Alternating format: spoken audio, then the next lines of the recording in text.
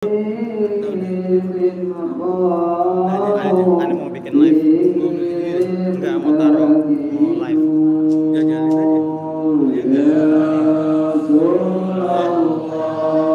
Tadi yang tripod yang buat apa itu? Yang buat gagang. Anaknya mau kesini.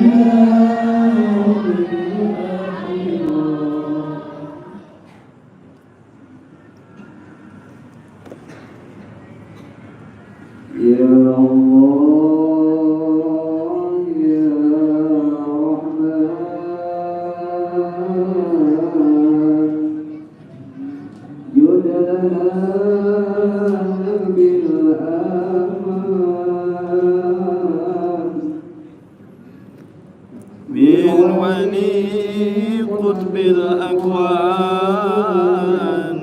الحبيب السمان يا الله يا رحمن جد لنا بالأمان بالولي قطب الأكوان الحبيب السمان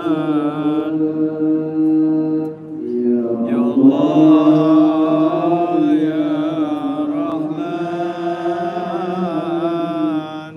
جد لنا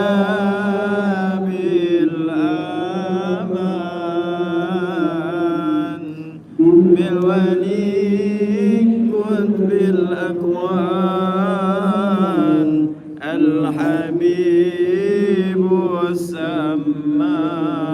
السمان يا رحمن جد لنا بالأمان بالولي قطب الأكوان الحبيب السمان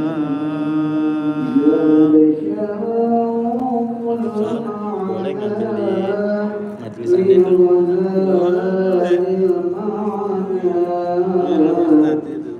boleh kita ngobrol aja Alwan akhirnya belum deh ya Alwan kenapa akhir MC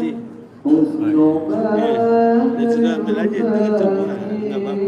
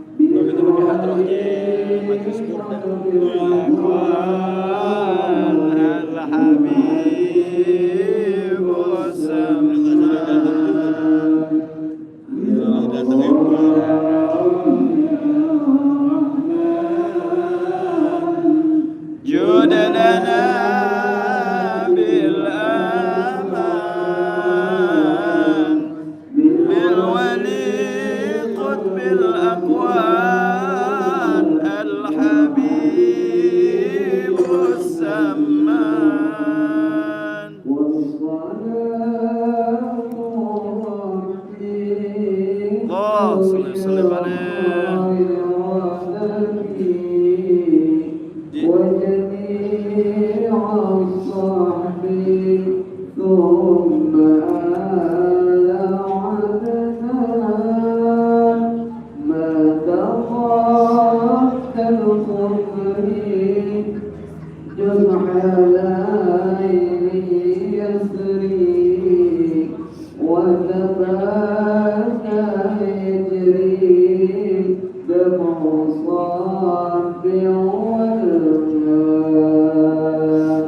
Ya Allah ya Rahman jud lana bil aman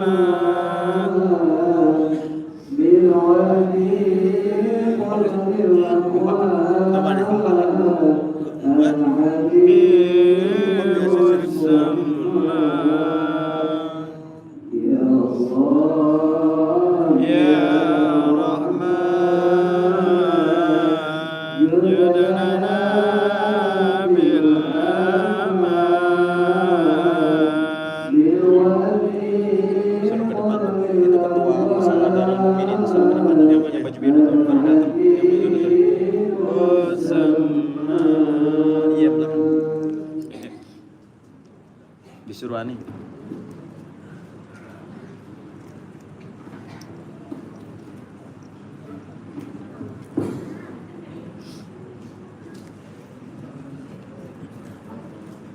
Kepada para jamaah sekalian dengan tidak mengurangi rasa hormat, kami mohon untuk maju ke depan, ya. Beri kesempatan kepada jamaah yang datang belakangan. Ada silakan berjamaah untuk mengisi lagi ke depan lagi. Yang di belakang maju ke depan.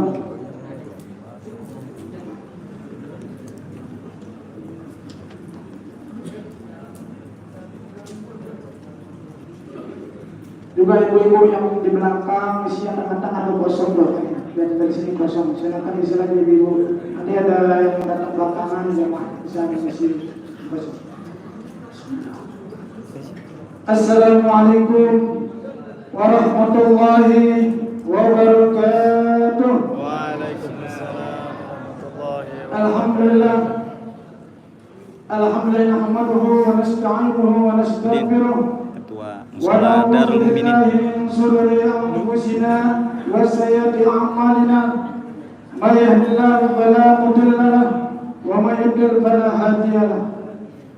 Asyhadu an la ilaha illallah wa asyhadu anna Muhammadar Rasulullah sallallahu alaihi wasallam la nabiyya ba'dahu. Yang sama-sama kita hormati para alim ulama, para guru-guru, para asatidz dan para hujjaj serta para jamaah Masjid Zikir As-Samaniyah yang dimuliakan Allah Subhanahu wa taala.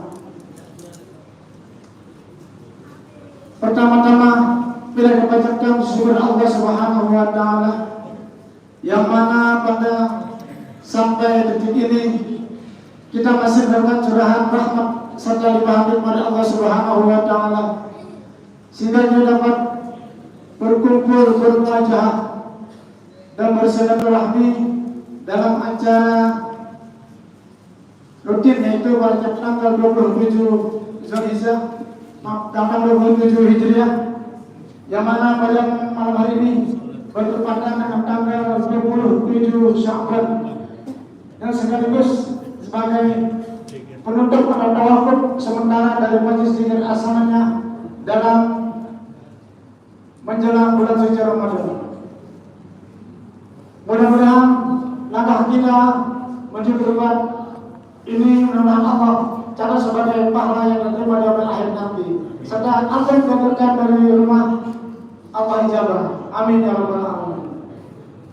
Salam wassalam semoga selalu tercurahkan kepada junjungan kita baginda Nabi Muhammad sallallahu alaihi wasallam, pada keluarganya, para sahabatnya, para pengikutnya hingga akhir zaman. Mudah-mudahan kita semua yang hadir di sini insya Allah akan mendapat pertolongan dari Rasulullah sallallahu alaihi wasallam berupa syafaat dari beliau. Amin ya rabbal alamin. Dan alhamdulillah pada malam hari ini cukup banyak para alim ulama dan guru yang hadir. Di antaranya itu Al-Mukarram Al-Ustadz Haji Musta'in Billah sebagai ketua dari tim 9 Majelis Zikir As-Samaniyah. Al-Mukarram Al-Ustadz Haji Tahir Hakam dari DKM Masjid apa itu Masjid? Oh ya, Masjid Hidayatullah. Yang lainnya Al-Mukarram Al-Ustadz Haji Fathur Rahman dari Masjid Sobadia. Jalan benar ya, Sobadia. sebenarnya perjalanan kedua yang ada masjidnya juga lantai 25. Juga Al-Mukarram Al-Ustaz Haji Zulkifli Marzuki SE dan juga ketua dari Masjid Jami Al-Istiqamah Al-Mukarram Al-Ustaz Haji Amin Rayani dan tokoh masyarakat wilayah Pendidikan Timur yaitu Al-Mukarram Al-Ustaz Tugas Haji Marsadi Rayani. Alhamdulillah kami datang kepada Ustaz Haji Husain Ibrahim, ketua dari DKM dari Masjid Jami At-Taufik RW 3 daerah Auri. Dan yang kita hormati bersama guru kita bersama Thariqah Mursyid dari Thariqah Majelis Zikir As-Samanya Al-Mukarram Al-Ustaz Kiai Haji Ras Ahmad Taufik Rahman bin Kiai Haji Rahmatullah bin Kiai Haji Tunjul Al-Rumi. Maka Allah betul yang hayati. Amin ya Rabb. Para hadirin rahimahullah. Baiklah, kita buka acara kita pada malam hari ini dengan membacakan Al-Quran surat Al-Fatihah, yang mana Fatihah ini ditujukan kepada orang tua kita, sanak famili kita, guru-guru kita, dan para pendiri, para pembimbing dari Masjid Zikir As-Samanya yang telah berrahmatullah, juga abil khusus para mahasiswa dari Masjid Jami Al-Istiqamah yang telah berrahmatullah. Mudah-mudahan dengan Fatihah, dengan barakatul Fatihah, Allah ampuni dosa-dosanya, Allah terima amal ibadahnya, Allah masukkan kuburnya dan kuburnya Allah yang riyadil jannah. Begitu pula dengan kita yang masih hidup, Allah jaga iman Islam kita, Allah sehatkan badan kita, dan Allah kuatkan istiqamah Islam kita sampai akhir waktu nanti. Allah hadiniya wa kulli niyatin salihah wa ila hadratin Nabi Mustafa Rasulullah sallallahu alaihi wasallam karamil Fatihah. Alhamdulillah rabbil alamin arrahmanir rahim maliki yaumiddin. صراط الذين أنعمت عليهم غير المغضوب عليهم ولا الضالين. Para hadirin rahimahullah, kepada ibu jemaah sekalian, mari kita ikuti pembacaan zikir As-Samanya yang mana hari ini akan disampaikan oleh guru kita Al-Mukarram Al-Ustaz Kiai Haji Ahmad Taufik Rahman. Pada beliau ma'alaikum tafadhal masykur. Assalamualaikum warahmatullahi wabarakatuh. Bismillahirrahmanirrahim. Alhamdulillahirabbil alamin. Wassalatu wassalamu ala asyrafil anbiya'i wal mursalin. Sayyidina Muhammadin wa ala alihi wa sahbihi ajma'in. Bapak-bapak dan ibu-ibu hadirin sekalian yang dirahmati Allah Subhanahu wa taala. Wabil khusus sebuah masjid Al-Istiqamah Ustaz Dr. Haji Amin Rayani dan Ustaz Dr. Haji Marsadi Rayani serta para ulama lainnya yang tidak saya sebut satu-satu, tapi tidak mengurangi hormat dan panggilan kepada beliau. Malam ini kita melaksanakan ratib yang ke-185. Alhamdulillah, Allah masih pertemukan kita dalam mengikuti pembacaan Nabi Syekh Muhammad bin Abdul Karim As-Sam'ani Al-Qadani Al-Madani Al-Qadri. Oleh karena malam ini adalah malam tawadhu, dikonklusi daripada bulan-bulan sebelumnya, kita akan menghadapi bulan Syawal, di mana bulan yang itu karena situlah bulan yang meningkatkan derajat kita dalam keimanan, dalam pahala di sisi Allah Subhanahu wa taala. Oleh karena itu, dengan bertawakal ini kita capai kita peroleh untuk mengisi ibadah kepada Allah Subhanahu wa Ta'ala dalam proses pelipatan pahala yang susah dan banyak sekali. Oleh karena demikian, maka kita persiapkan diri kita untuk ibadah kepada Allah Subhanahu wa Ta'ala. Saya yakin nafas diamnya kita, tidurnya kita, kerjanya kita, kalau kita lihat ibadah kepada Allah Subhanahu wa Ta'ala di bulan suci Ramadan, maka ibadah ini akan dapat berkelimpahan pahala di sisi Allah Subhanahu wa Ta'ala. Oleh karena demikian, tidak ada bulan-bulan lain yang bisa mencapai kelimpahan pahala seperti pahala di bulan suci Ramadan. Wajarlah kalau seandainya di penghujung Ramadan tingkat ibadah kita semakin tinggi dan tinggi tiba kita mengharapkan ke bulan Ramadan itu. Kawan ibu hadirin sekalian, marilah untuk mengisi peningkatan pahala dari Allah Subhanahu wa Ta'ala, untuk meningkatkan agar kita bisa bertemu dengan Ramadan, maka kita niat malam ini agar kita bisa membaca dan memperolehnya, diberikan kesehatan oleh Allah Subhanahu wa Ta'ala. Oleh karena itu, mari kita lihat bersama niat baik untuk secara umum ataupun niat untuk beribadah masing-masing kepada Allah Subhanahu wa Ta'ala. Dengan kita berwasilah ya kalimat tauhid la ilaha illallah, dengan berwasilah tariqah sama, dengan berwasilah dengan tariqah yang dibawa oleh Syekh Muhammad bin Abdul Karim As-Salman Al-Hanafi dalam hadis Al-Qadhi Al-Qadhi. Mudah-mudahan malam ini juga kita doakan kepada seluruh yang telah berpulang ke amal semua, terutama ya yang mewakafkan masjid ini, yang membantu masjid ini, yang mentakmirkan masjid ini, serta yang melaksanakan di dalam kegiatan di masjid ini dan jamaah semua, termasuk daripada jamaah yang dulu pernah ikut di pelaksanaan pembacaan hadis.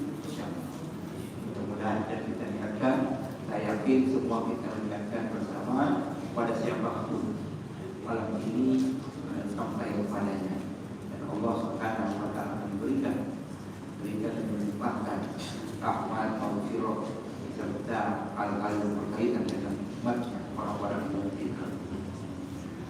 Wabil khusus ya Kiai Haji Abdul Malik Ismail ya makam yang sebelah kita dan makam-makam yang ada di sebelahnya.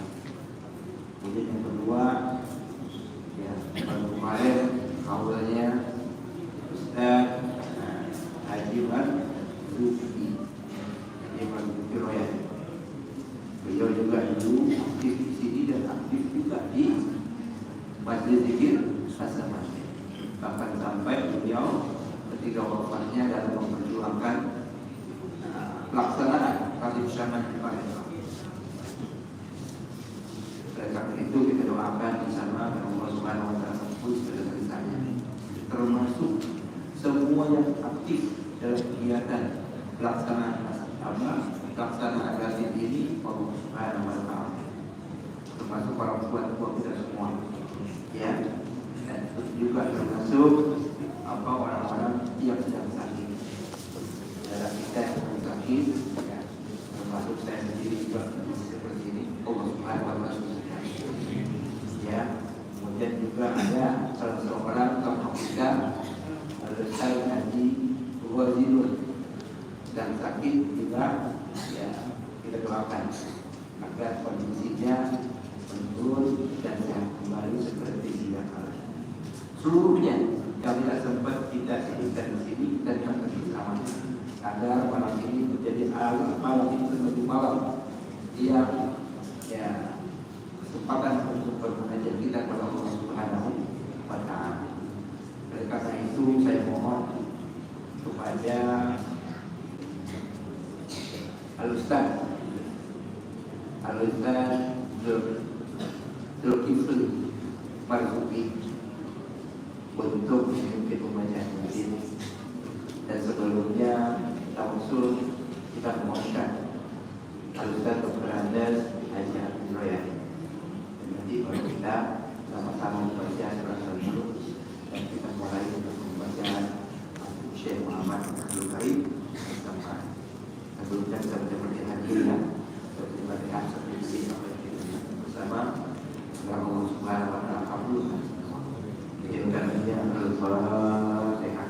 Bismillahirrahmanirrahim. Alhamdulillahirabbil alamin arrahmanir rahim maliki yaumiddin. Iyyaka na'budu wa iyyaka nasta'in ihdinas siratal mustaqim. Siratal ladzina an'amta 'alaihim ghairil maghdubi 'alaihim waladdallin. Di tawasul yang akan dibawakan Ustaz Andes Haji Abdul Royani dan dilanjutkan dengan pembacaan Yasin dimulai Ustaz Zulkifli Marzuki wajah berbaca.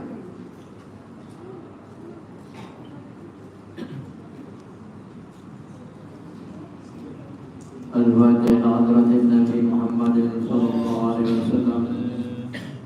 Summa Rabbi Tuhan Guru Abdul Mughni bin Najib Nabi.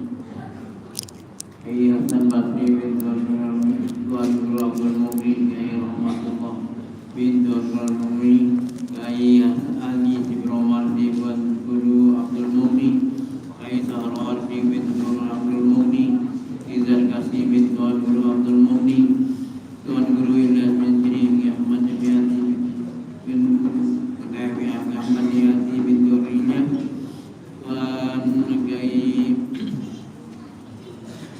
Tuan Guru Ismail bin Hakim Abdul Azim Abdul Malik bin Ismail Gai Abdul Samad bin Guru Ismail Gai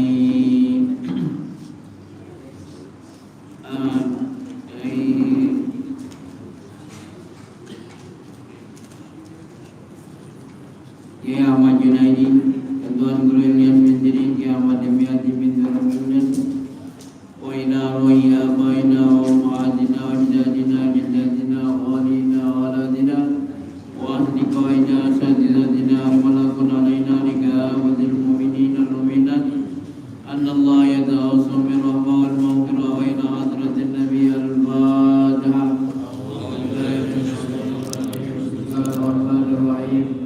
Alhamdulillahirabbil alamin arrahmanir rahim maliki yaumiddin.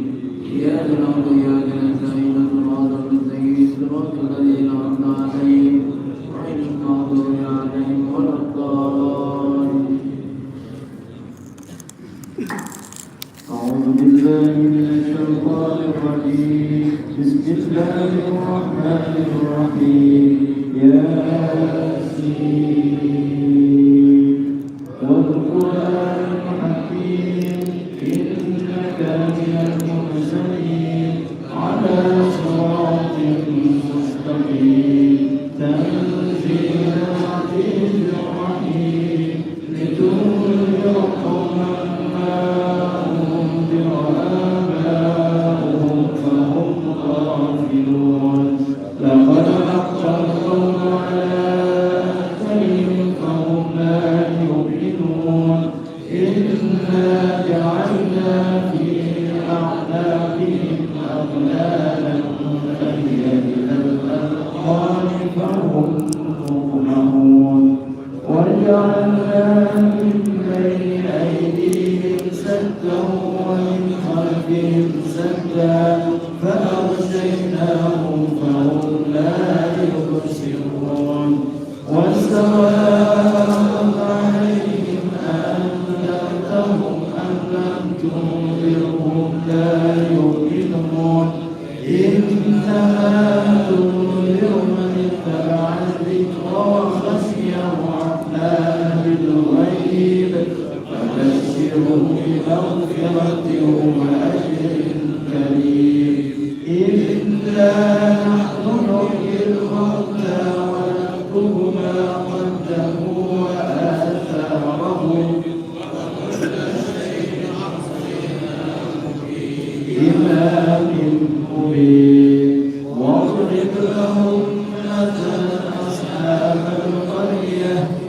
جاءها المرسلون إذ أرسلنا إليهم اثنين فكذبوهما فعززنا بثالث فقالوا إنا إليكم مرسلون قالوا ما أنتم إلا بشر مثلنا وما أنزل الرحمن من شيء إن أنتم إلا تكذبون قالوا ربنا يعلم إنا إليكم لمرسلون وما علينا إلا البلاغ المبين قالوا إنا تطيرنا بكم لئن لم تنتهوا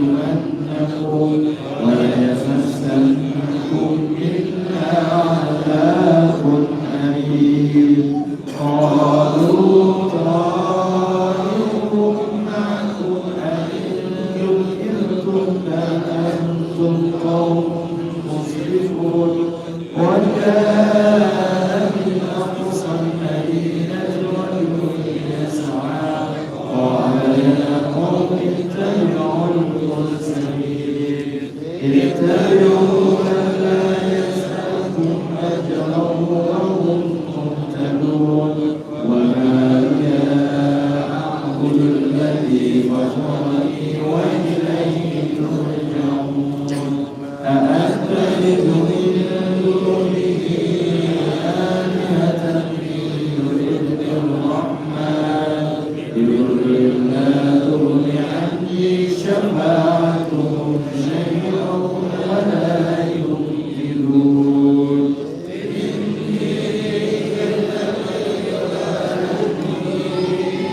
إني آمنت بربكم فاسمعون قيل ادخل الجنة قال يا ليت قومي يعلمون بما غفر لي ربي وجعلني من المكرمين وما أنزلنا على قومه من بعده من جند من السماء وما كنا منزلين إن كانت إلا صيحة واحدة فإذا هم خامدون يا حسرة على العباد ما يأتيهم من رسول إلا كانوا به يستهزئون ألم يروا كم أهلكنا قبلهم من القرون أنهم إليهم لا يرجعون وإن كل لما جميع لدينا محضرون وآية لهم الأرض الميتة أحييناها وأخرجنا منها حبا فمنه يأكلون وجعلنا فيها جنات من نخيل وأعناب وفجرنا فيها عيون ليأكلوا من ثمره وما عملته أيديهم أفلا يشكرون سبحان الذي خلق الأزواج كلها مما تنبت الأرض ومن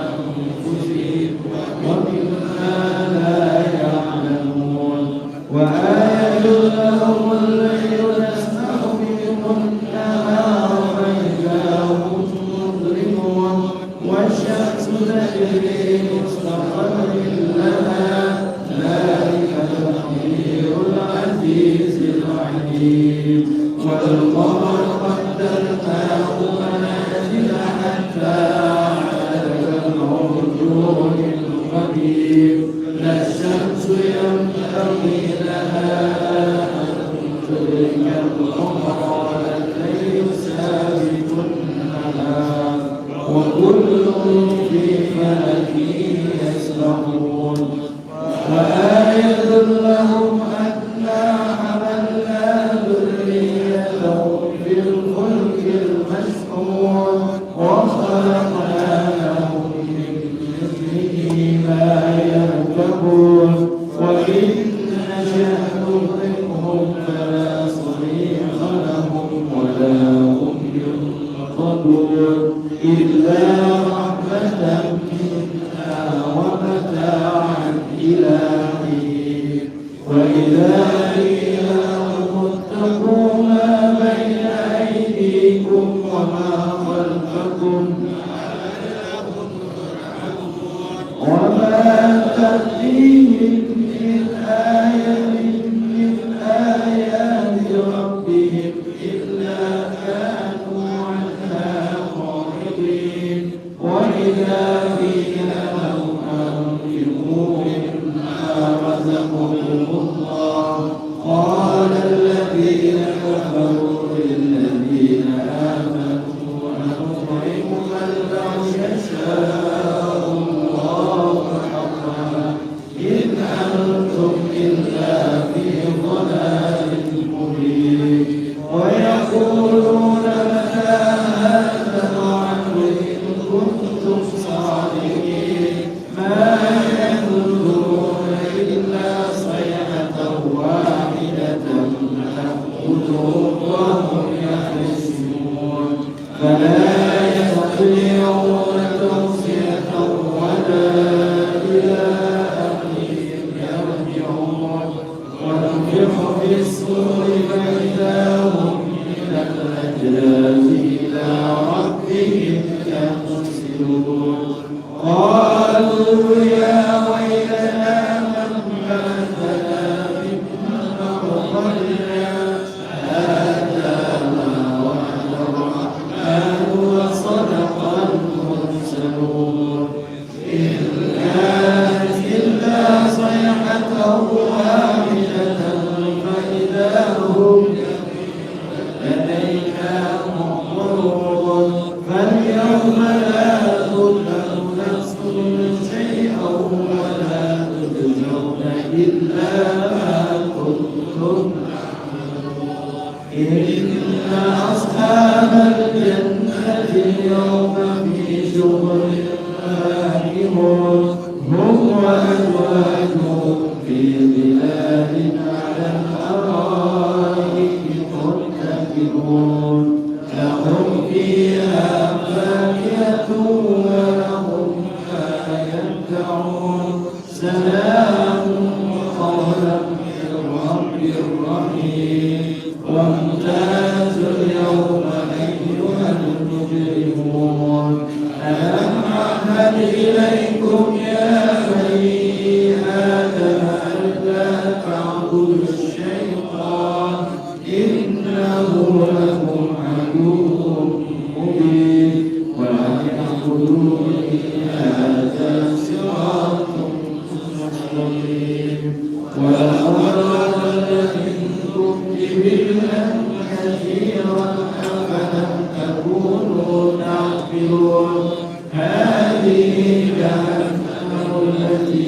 كنتم توعدون اصلوها اليوم بما كنتم تكفرون اليوم نختم على أفواههم وتكلمنا أيديهم وتشهد أرجلهم بما كانوا يكسبون ولو نشاء لطمسنا على أعينهم فاستبقوا الصراط فأنى يبصرون ولو نشاء لمسخناهم على مكانهم فما استطاعوا مضيا ولا يرجعون ومن نعمره ننكسه في الخلق أفلا يعقلون وما علمناه الشعر وما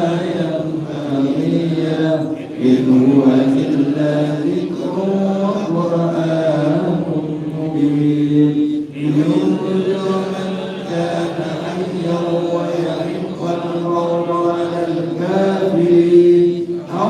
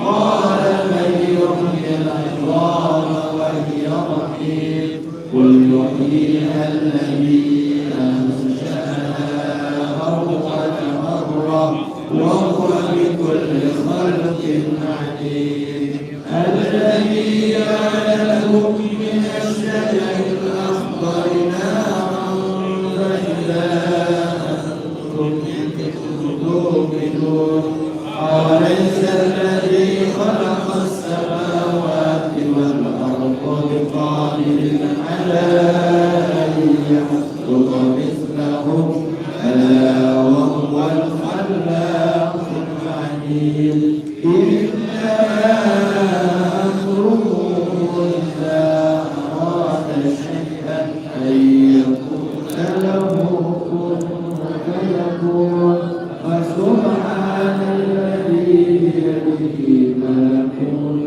كل شيء وإليه ترجعون.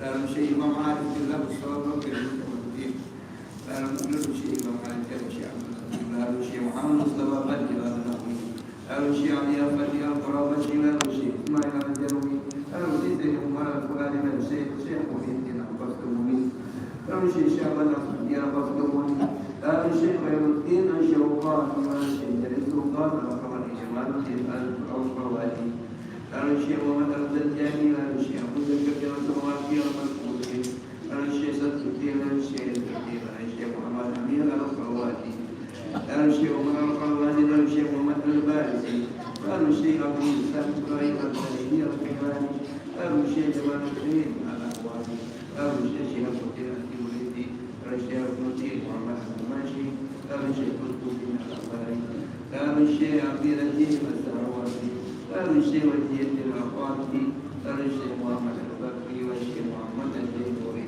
dalam syekh Mursyid Al-Jainuri wa syekh Ahmad Zaidi Al-Baghdadi dalam syekh Sirri Sakti wa syekh Ma'ruf Al-Karabi dalam syekh Dawud Al-Tahi dalam syekh Al-Farajami dalam syekh Hasan Al-Basri dalam syekh Ali bin Abi Talib Karamallahu wajhah Sayyidina wa Nabiyina Muhammad sallallahu alaihi wasallam.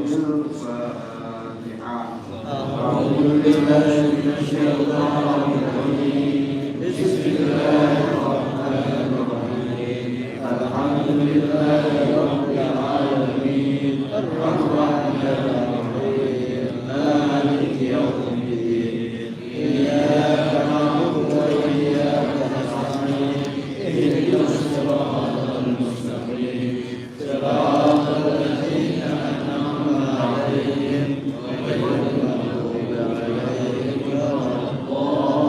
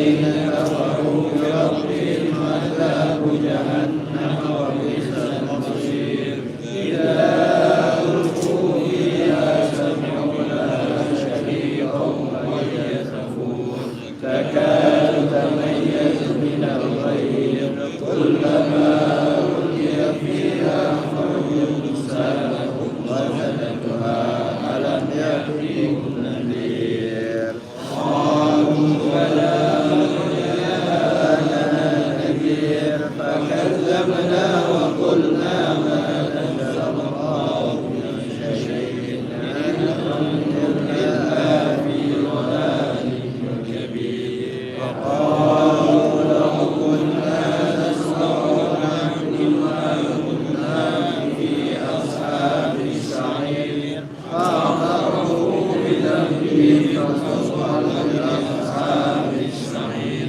إن الذين يخشون ربهم بالغيب لهم مغفرة وأجر كبير فأسروا قولكم أو اجهروا به إنه عليم بذات الصدور ألا يعلم من خلق وهو اللطيف الخبير والذي جعل لكم الأرض ذلولا فامشوا في مناكبها وكلوا من رزقه وإليه النشور أأمنتم من في السماء أن يصفكم فإذا هي تمور أم لم يكن من في السماء يرسل عليكم حاسبا فستعلمون كيف نذير ولقد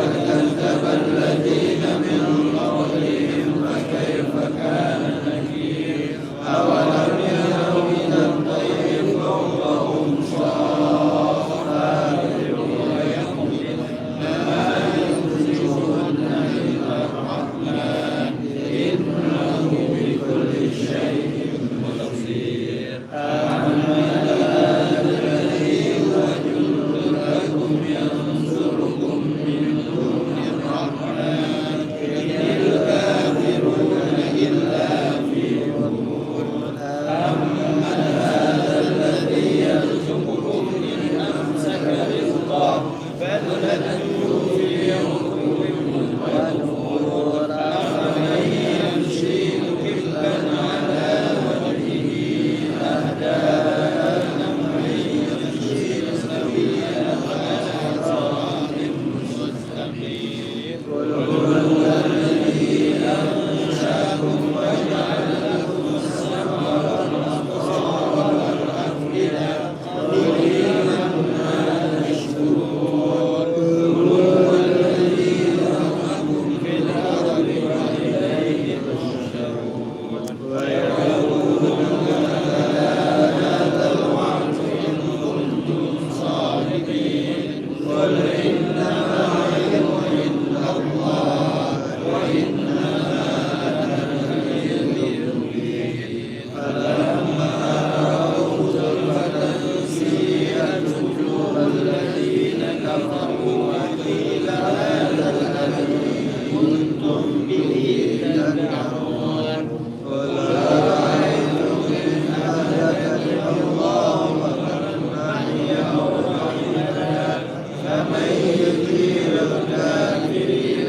من عذاب أليم قل هو الرحمن آمنا به وعليه توكلنا فستعلمون من هو في ضلال مبين قل أرأيتم إن أصبح ماؤكم غورا فمن يأتيكم بماء معين صدق الله العظيم وبلغ رسوله الكريم ونحن على ذلك الشاهدين والشاكرين والحمد لله رب العالمين.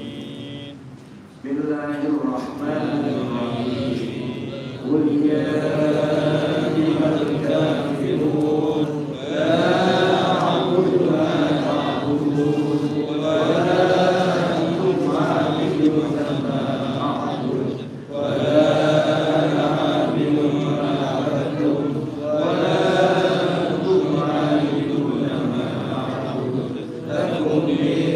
من يلين ويا عبادي الذين أسرفوا على أنفسهم لا تقنطوا من رحمة الله إن الله يغفر الذنوب جميعا إنه هو الغفور الرحيم صدق الله العظيم الستار وبلغ رسول النبي الكريم المختار وصلى الله على سيدنا محمد وعلى آله وصحبه ونحن على ذلك من الشاهدين الذاكرين الأبرار اللهم انفعنا آمين يا رب. وبارك لنا فيه ونسألك الله خير القلوب والعديد والغفران إن الله وملائكته يصلون على النبي يا أيها الذين آمنوا صلوا عليه وسلموا تسليما اللهم صل على سيدنا محمد وعلى آل سيدنا محمد وسلم ورضي الله تعالى عن سادتنا أصحاب رسول الله أجمعين اللهم اغفر لنا ولوالدينا ولمشايخنا ولإخواننا في الله تعالى ولكل المسلمين أجمعين سبحان ربك رب العزة عما يصفون وسلام على المرسلين والحمد لله رب العالمين اللهم صل وسلم على سيدنا محمد وصل وسلم على سيدنا محمد في الآخرين وصل وسلم على سيدنا محمد إلى يوم الدين وصل وسلم على جميع الأنبياء والمرسلين وعلى الملائكة المقربين وعلى عباد الله الصالحين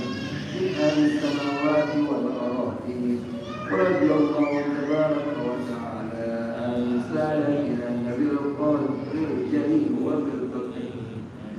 بالقدر كأبي بكر وعمر وعثمان وعلي وعن سائر أصحاب رسول الله أجمعين وعن التابعين وتابع التابعين بإحسان إلى يوم الدين واحشرنا معهم وارحمنا برحمتك يا أرحم الراحمين واحشرنا معهم وارحمنا برحمتك يا أرحم الراحمين واحشرنا معهم وارحمنا برحمتك يا أرحم الراحمين يا الله يا حي يا قيوم لا إله إلا أنت يا الله يا ربنا يا واسع المغفرة يا أرحم الراحمين اللهم آمين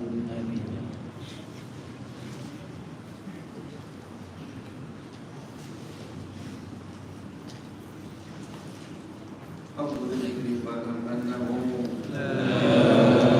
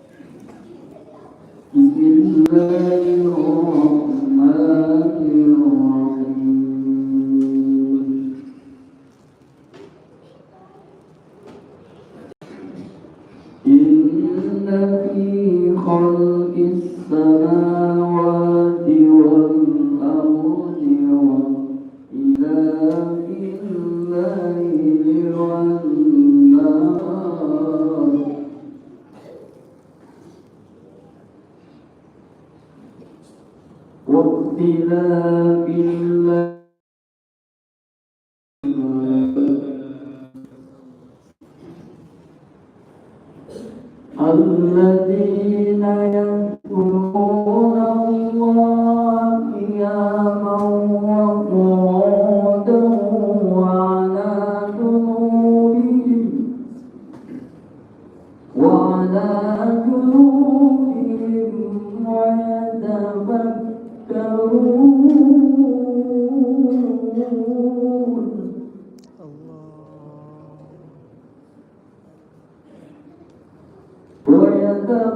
ويتفكرون في خلق السماوات والأرض